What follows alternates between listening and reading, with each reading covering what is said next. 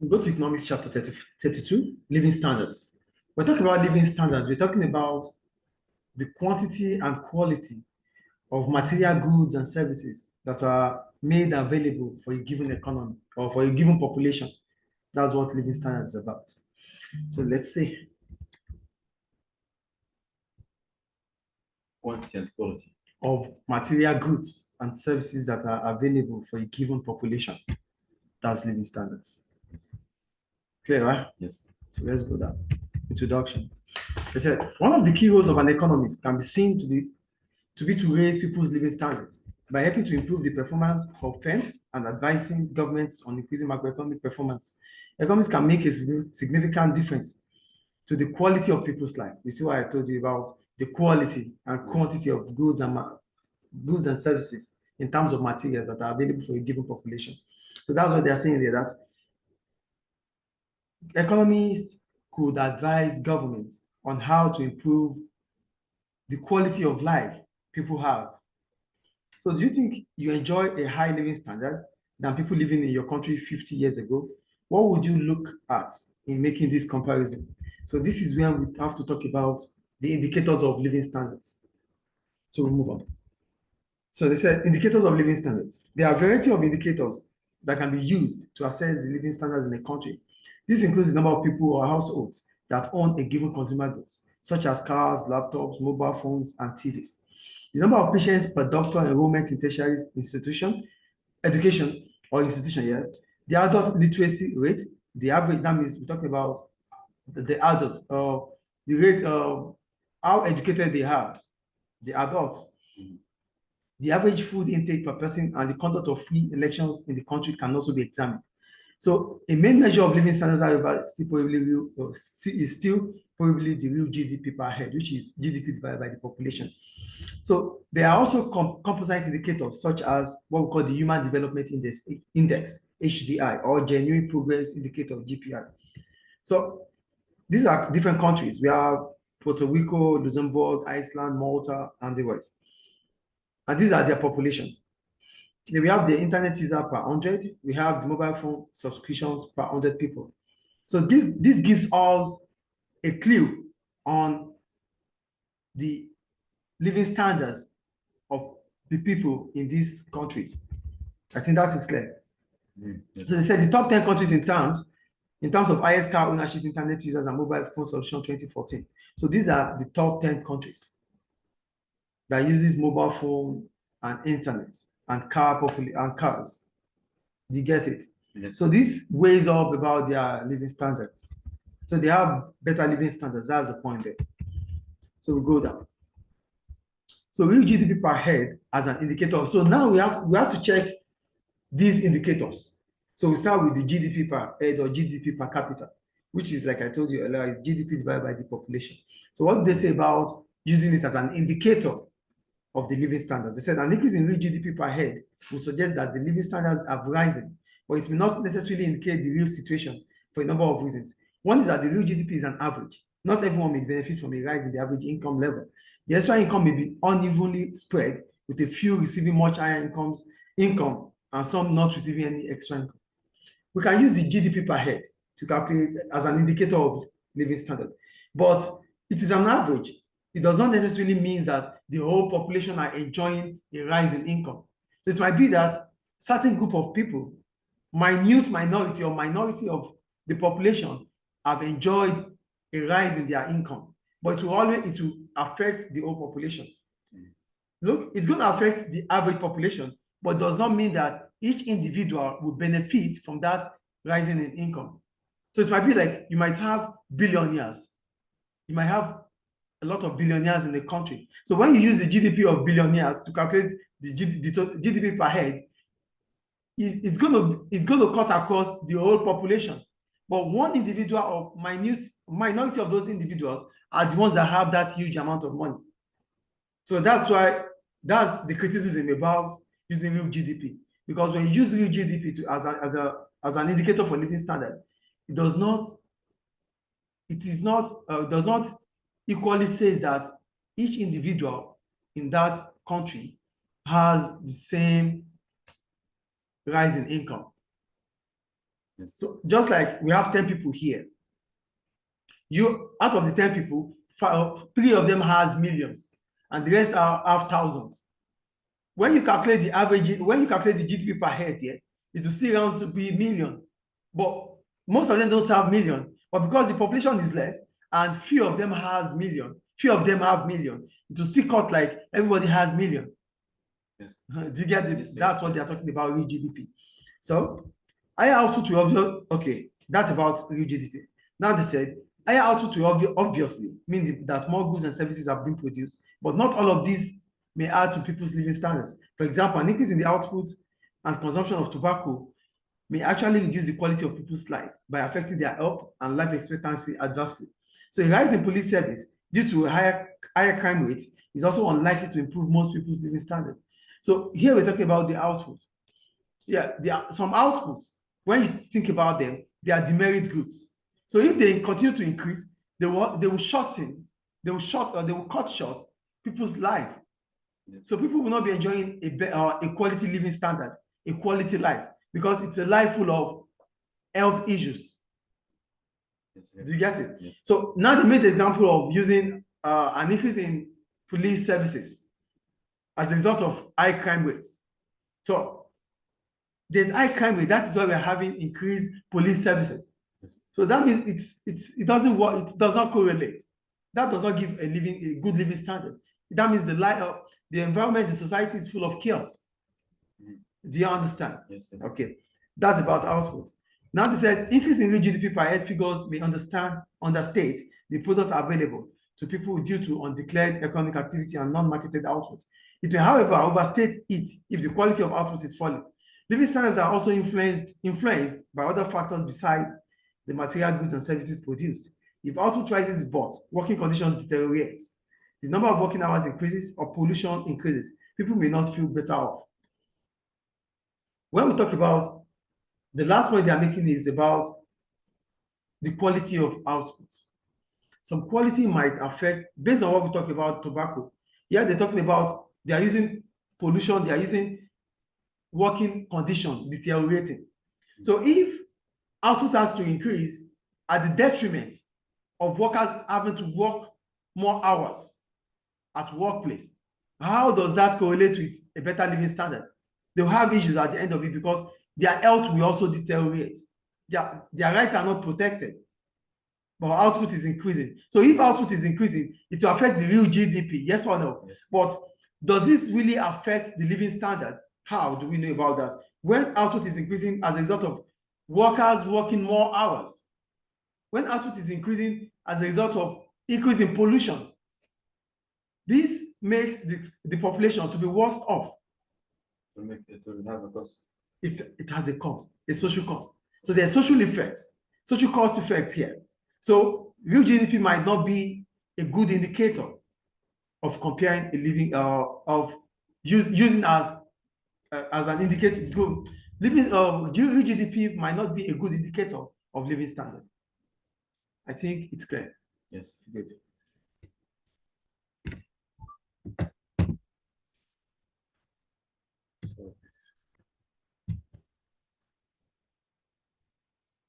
So we go to comparing living standards between countries. Again, one of the main measures is real GDP per head. These measures has the advantage that it takes into account differences in population size and also incorporates adjustments for inflation. There are still a number of reasons why it cannot serve as a definite way of ascertaining the quality of living standards of people in a country. In fact, some of the citizens of some countries enjoy a better quality of life than some of those in richer countries. This is because there can be differences in the distribution of income, the size of the informal economy, working hours and conditions, the composition and quality of output and environmental conditions between countries. So when we're comparing, we're still talking about using the real GDP. Yes. But here we're talking about using the real GDP, comparing one country with another. It's difficult because some countries have more population than another. Some countries have high income than another. Some countries have better quality of life than another. So it is difficult to just use real GDP because if you are talking about a country that has large outputs, That means high GDP and with less population. The GDP per head will be high in such country. Yes. Do you understand? So, but that does not indicate that they have a better living standard than others. Just taking Libya as an example. The GDP of Libya is high. The GDP per capita of Libya is high. But it does not mean that with due respect to Libya here, but it does not mean that the Libyans are having maybe a better quality life than those in Switzerland. Yes. Do you understand? So that's an example. Using Libya and Nigeria also, the population of Nigeria is high. That reduces, that makes our GDP per capita to be less. The population of Libya is less. The GDP per capita of Libya is high. But when you compare and contrast, the living standard in Libya is better than the living standard in Nigeria. Do you get it? Yeah. But it does not indicate, it does not reflect on the GDP per head or the living standard. It's based on the population, things available for the people, their lifestyle, and the rest. So it's difficult when you use real GDP to compare countries. Do you get it? In some countries, they have high inflation rates, and that will reflect in the real GDP. In some countries, they have low inflation rates. So using real GDP per capita becomes a problem. That is what they are trying to say here. Some countries, there's what we call informal economy. Those economies that nobody knows about them. They do things like maybe they sell drugs. These things, they are not recognized. They are not accountable for. So there are different things that happens within an economy that when you use the real GDP, it might not give you the exact the reality about the living standard of such country. So that's about countries now. Yes. Also, they said there's also a potential problem in comparing different countries. Real GDP per head because countries real GDP per head because countries measure their output in terms of their own currency initially. So the comparison, on the other hand, requires to be done in a common unit.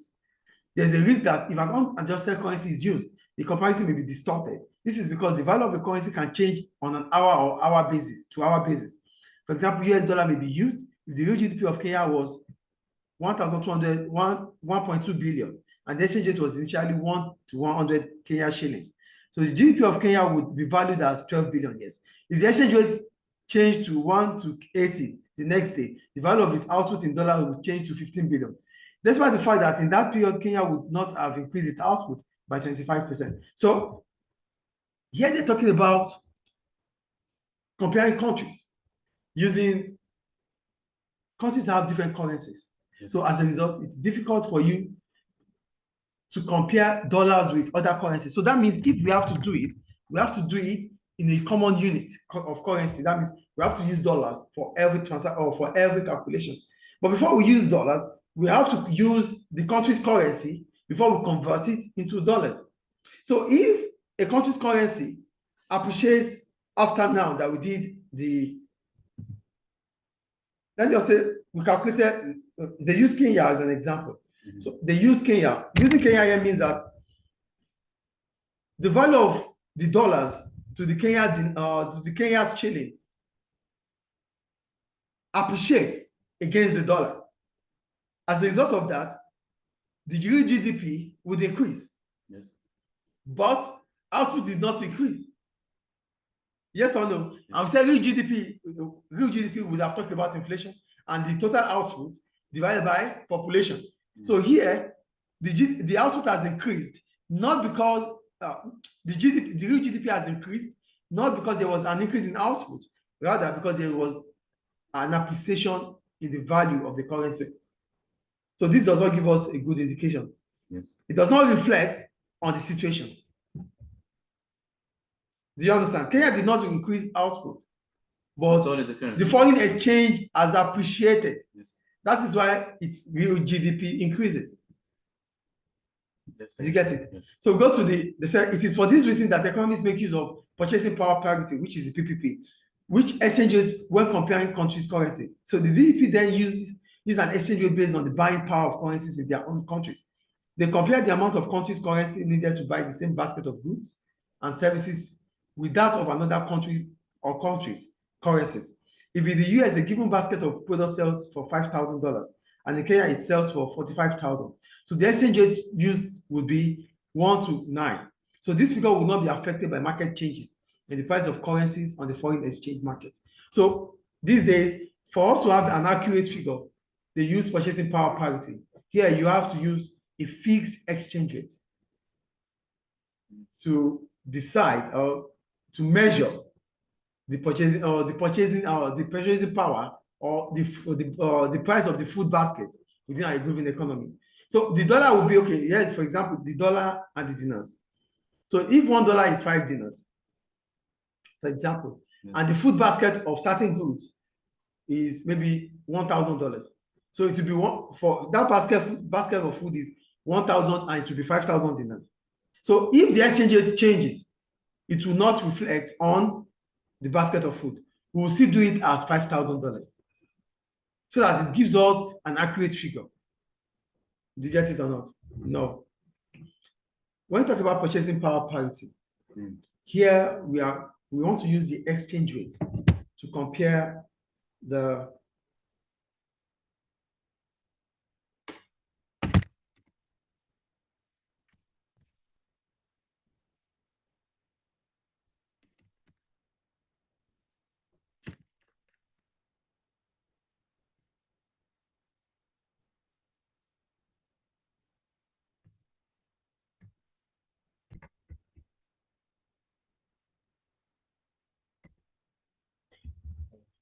so here they said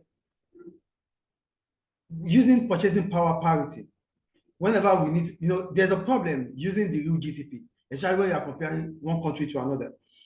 One of the problems they talked about is differences in the exchange rate. Good.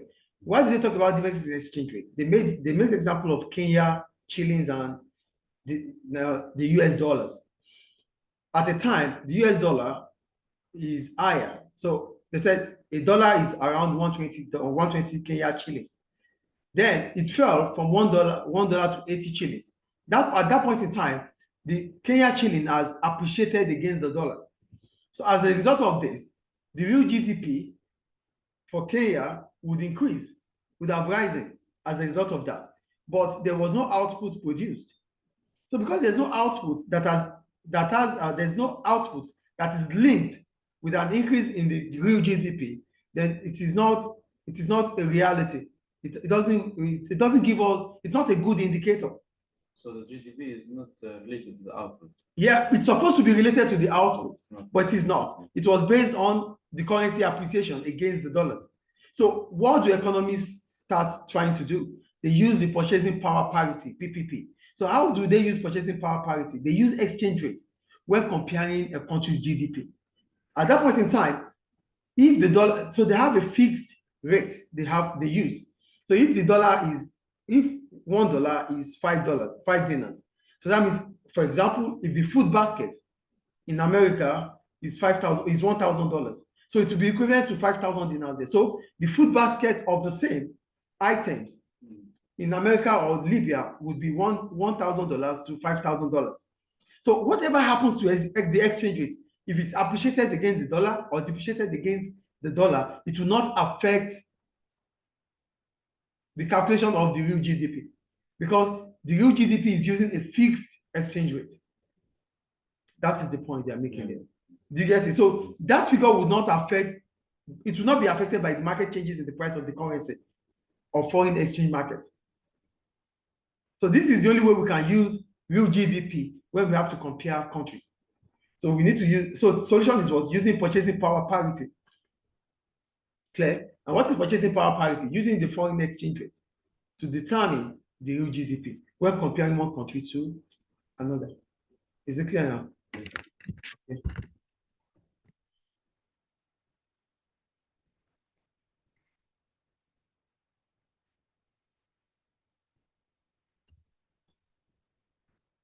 So go to the HDI. Are you there? Human Development Index.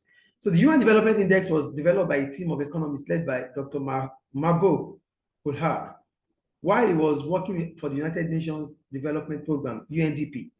It has been published every year since 1990.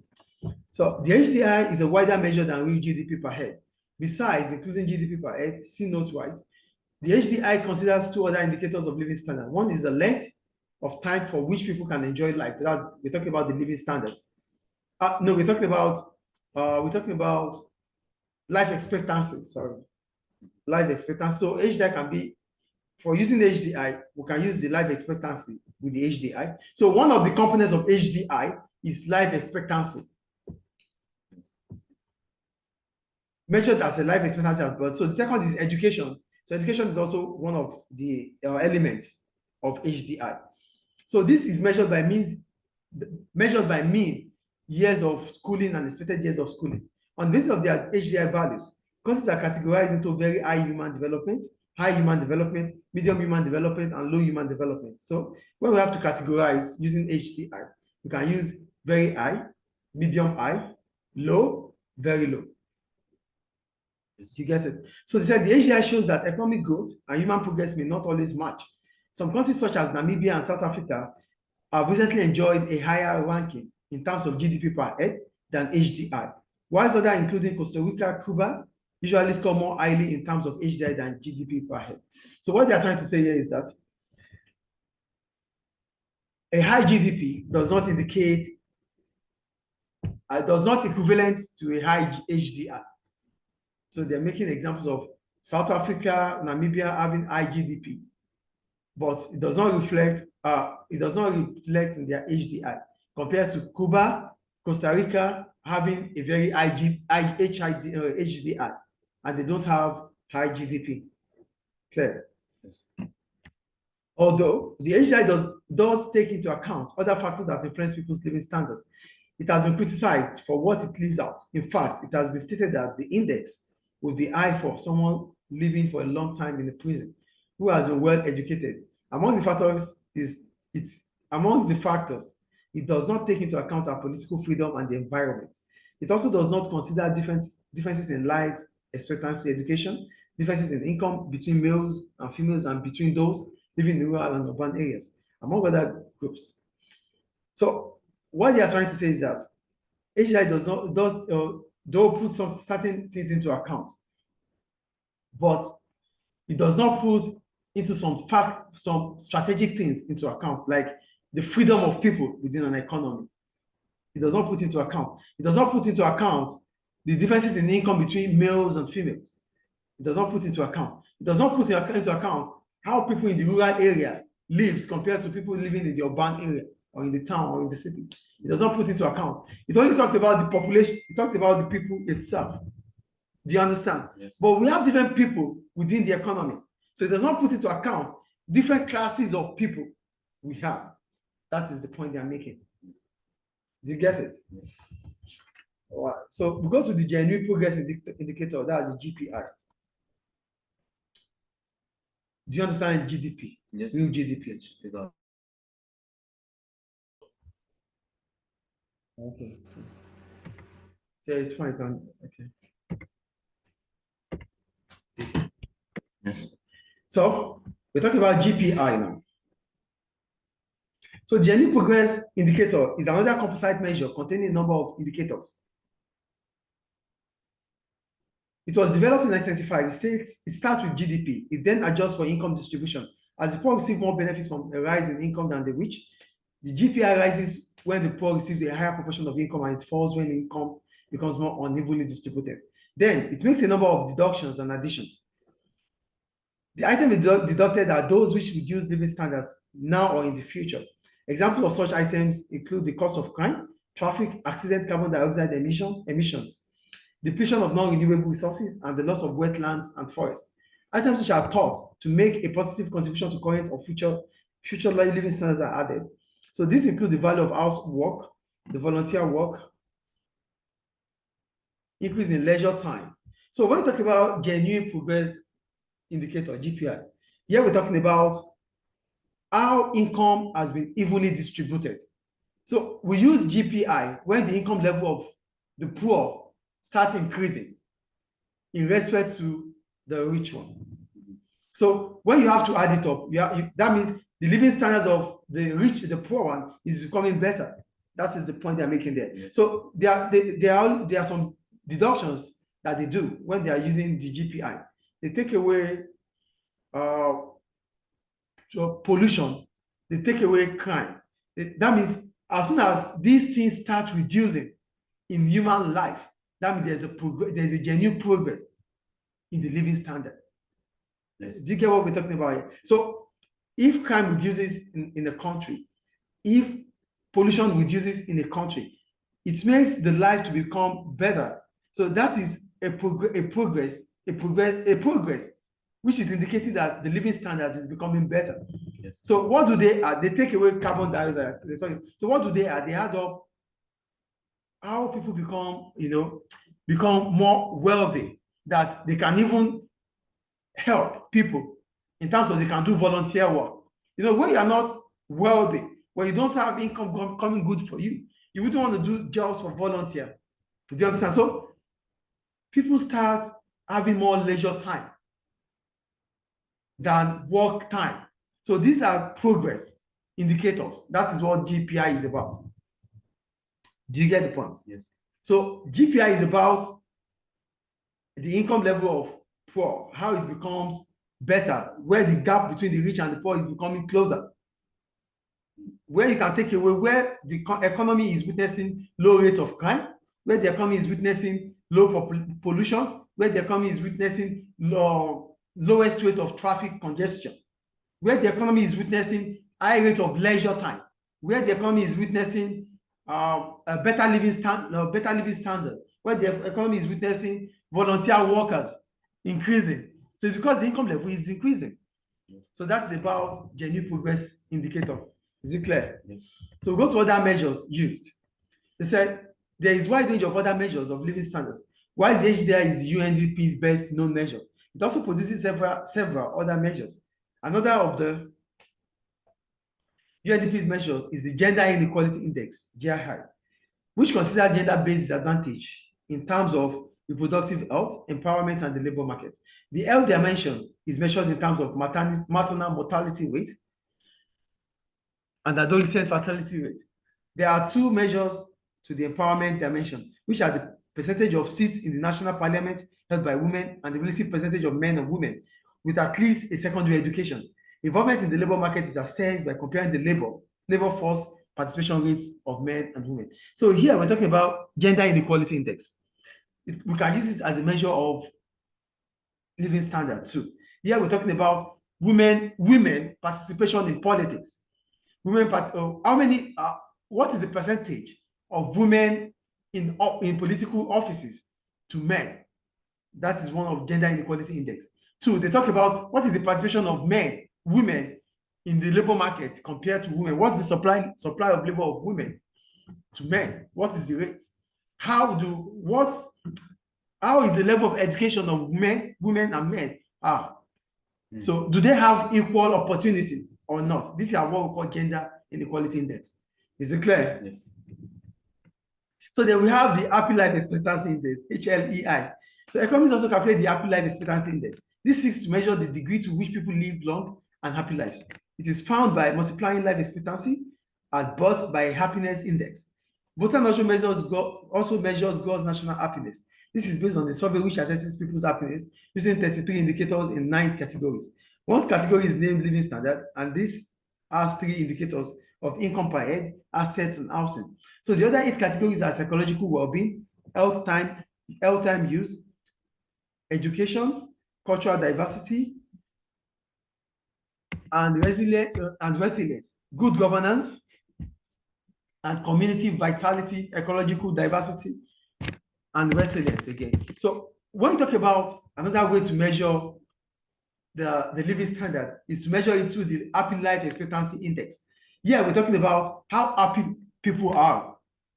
So there was a time in Nigeria, there was a rumor that they want to create the Ministry of Happiness. Do you understand? So it is important because how happy people are might determine how long they could live. Do you get the point they're making here? So they said this seeks to measure the degree to which people live long and happy lives. So here we're talking about what makes people happy. Their level of income is one of the things that make them happy. The kind of assets they possess, the kind of house they have. These things brings about how happy they could be. That is personal. Then there are other things that cut across their psychological well-being, their health, the time, how they use their time, how educated they are, how cultural diverse the economy is, and the type of government they have.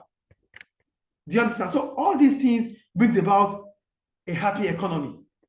So people will be happy if they have good governance, because that means they have a government that cares for them. People will be happy. People will be happy if their level of income is increasing. People will be happy if they have houses. People will be happy if their assets continue to increase. Yes. So because they are happy, they might live a longer life. That's about happy life expectancy index. Is it clear? Yes.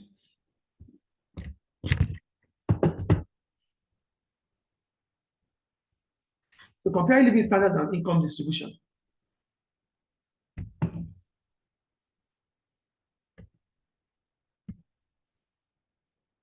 Compare living standards and income distribution. Let's say income is unevenly distributed between households in every country, but to different extents. Wealth is even more unevenly distributed. Wealth is a stock of assets which have a financial value. Some of these assets, such as shares and government bonds, give rise to income. Some people have a considerable amount of wealth, while others have none. It is in every society that income is unevenly distributed, as same as wealth. Because what is wealth? Wealth implies to those things that you can put together that increases your income. That is wealth. Great. So what they are saying is that in every country, wealth, income are not evenly distributed. Some will have, and others will not even have any. Some will have less, some will have more, and others might not even have at all. So that is the point there. So now, how do we measure measures of income and wealth inequality? So, if they said to assess the distribution of income and wealth in the country, the economists calculate the percentage of income earned and wealth owned by given proportions of the population. Two common proportions used are deciles, which is tenth, and quintiles, which is fifth. So here they're talking about when you want to measure the wealth and income of a country, you measure it based on the total population. So that will tell you if wealth is evenly distributed or not. Definitely it's not going to be evenly distributed, but you would know the rate at which the gap is between those wealthy people and the less wealthy people. Do you understand that? So what are the causes of differences in living standards and income and wealth inequality? Why do we have differences in living standards? Why do we have income inequality? Why do we have wealth inequality? Let's say living standards vary between countries and between regions within a country for a large numbers of reasons. This include, for example, differences in income, wealth, education, and healthcare systems, levels of pollution, and working hours. So these are all the reasons why we have differences in living standards, differences in income, differences in wealth inequality. The first one they talk about is income. They said income may be unequally distributed between households within and between countries due to uneven holding of wealth, differences in the composition of households, and differences in the opportunity and ability to earn an income. Some wealthy households can live off the income their wealth generates. In more cases, the income from wealth adds to earn income. Here, income differences. The opportunity you have to earn income might be different from the opportunity I have to earn income. So if I have less opportunity to earn income, I make less income. If you have more opportunities to earn income, you make more income. If you have more wealth, you make more income. If I have less wealth, I make less income. That is the point I'm making there. Yes. Households with a number of workers are likely to have a higher income than those with one or no workers and a high number of dependents. So here they're saying households with a number of workers are likely to have. So here we're saying those who are able to have more workers means they have high income. So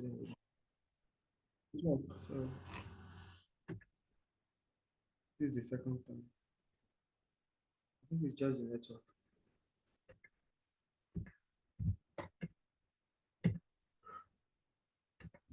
So I think that is clear. So those of no workers or and a high number of dependents.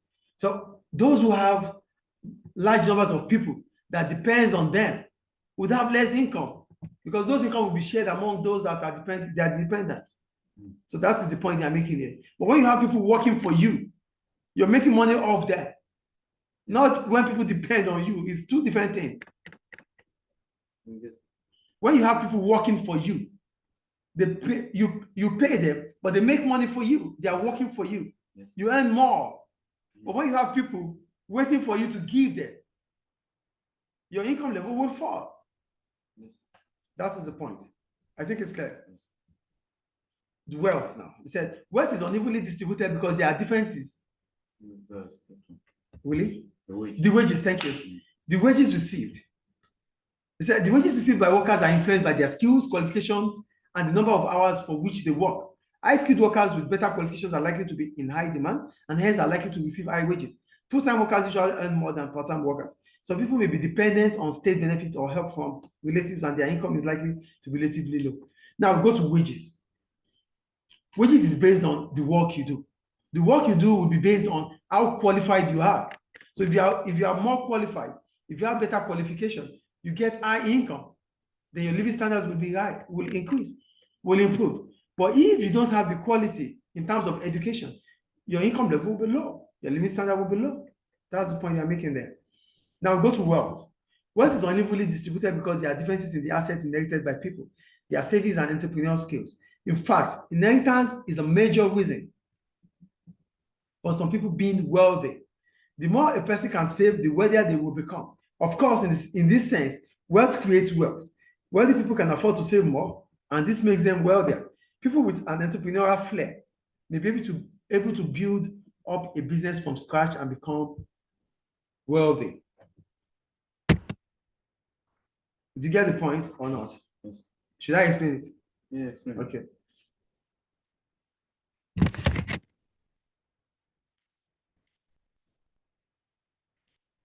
Here, they're talking about wealth being unevenly distributed.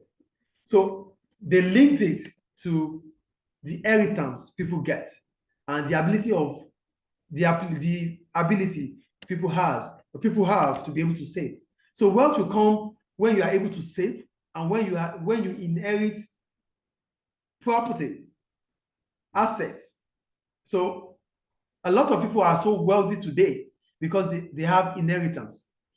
As soon as they have more inheritance, they have the ability to save more. As a result of saving more, their wealth continues to increase. So wealth creates wealth.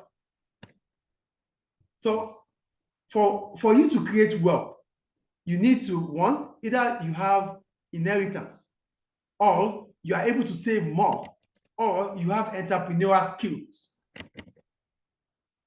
Do you get it?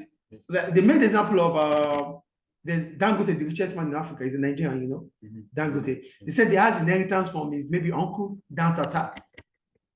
Do you get it? So the business never started with Dangote. There was inheritance, maybe from his grandfather or great grandfather, who is so rich.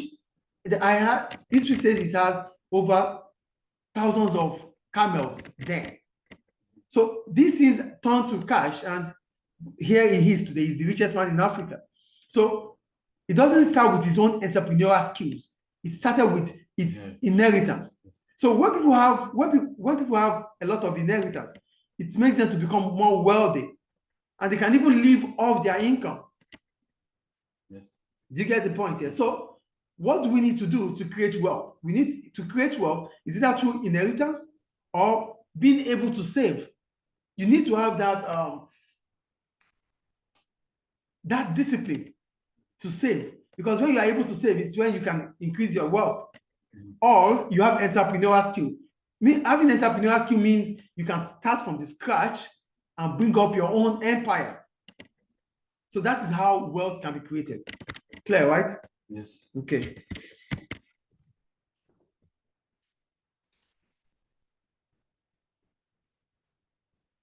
Oh, questions? Wow.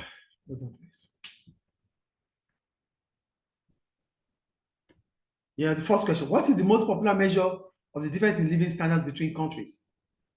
The most popular.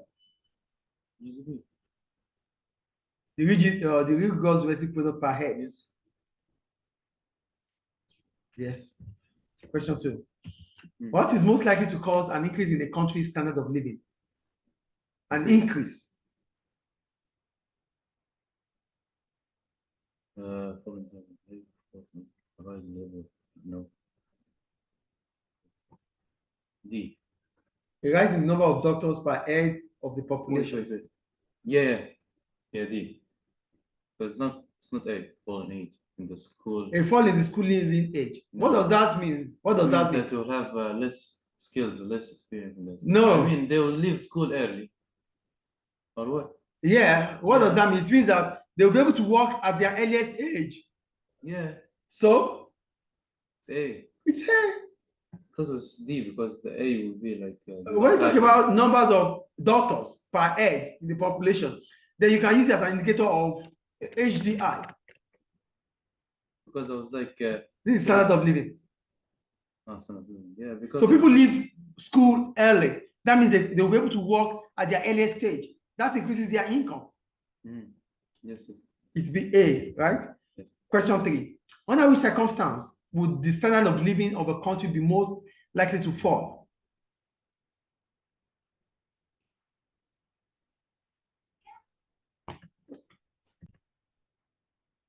Under which circumstances would the standard of living of a country be most likely to fall? A fall of 3% in real GDP and a fall of 6% in population. No change in real GDP and the fall of 3% in population. A rise of 2% in real GDP and no change in population. A rise of 5% in real GDP and a rise of 8% in population. So it's B. It's most likely to fall. To fall, yeah. Fall in the population, no changes in the GDP. What will make the standard of living to fall? Yes. If the standard of living has to fall, the real GDP would have been falling. It doesn't. I mean, they don't rely on GDP for standard of living. Yeah. Why won't you? You need the GDP because the real GDP is the real GDP per capita is real GDP divided by the population. Because that's the average. Some people. Okay, so do you get what I'm saying? Yes, I get what you're saying. So it's B. Real GDP, real GDP per capita is where we are going, which is real GDP divided by population. So if population increases and the real GDP is falling, what happens in that economy? I'm taking it one at a time. If the population is increasing, yes, increasing. Yeah. No, here the population is falling. If the population fell by 6, the population fell more than the real GDP. That's yeah. So if the population fell more than the real GDP, yes, does it affect the living standard? Yes. If the population fell more than the real GDP, does the population fell more than the real GDP? The GDP must. So that means the living standard will be better if the population fell more than the real GDP. Yes. So it is not A. It's not A. I'm analyzing it one by one. No, number 2, the GDP remains the same, but the real GDP remains the same, but the population fell by 3%. It improves the living standard. The population fell. Yes. It means that it improves the living standard. So it's not B. Are you getting what I'm saying here? Yes. Do you get it or not? Yes. The third one, a rise in a real GDP by 2% and no change in population. So that means the real GDP has increased by 2%, the population remains the same. It's an indicator that the living standard would improve.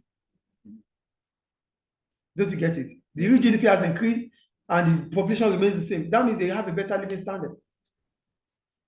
It's C anyway, but let's check this. They said a rise of 5% in real GDP and a rise of 8% in population. The real population increases by 8% and the population increases more than the real GDP. It will reduce the living standard. So it's D. It's C. They said most likely to fall. Yes, most likely to fall. Yeah. So it's either B or D. No. It's the standard of living most likely to fall. A fall of GDP, this increases the population, it increases the living standard. No change in real GDP and fall in population, this improves the living standard. A rise of 2% in real GDP and no change in population improves the living standard. A rise of, D. A rise in 5%, yes, because the population increases more than the GDP. So it's D. Yes. So if the GDP doesn't increase and the population increases, If GDP does not increase, the Yes. population increase, the living standard will fall. yeah, so it's either B or D. Where do you see that? No change in the GDP and fall in. A fall in population Fall. Okay. will increase the living standard. Yes. Okay. Question 4. In what circumstances would a fall in the working hours be most likely to increase the standard of living? In what circumstance would a fall in working hours be most likely to increase the standard of living? A fall in working hours. Yes. Increase in standard.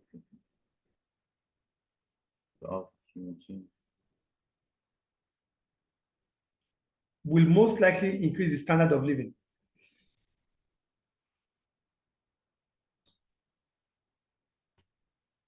No, it's easy, but my head.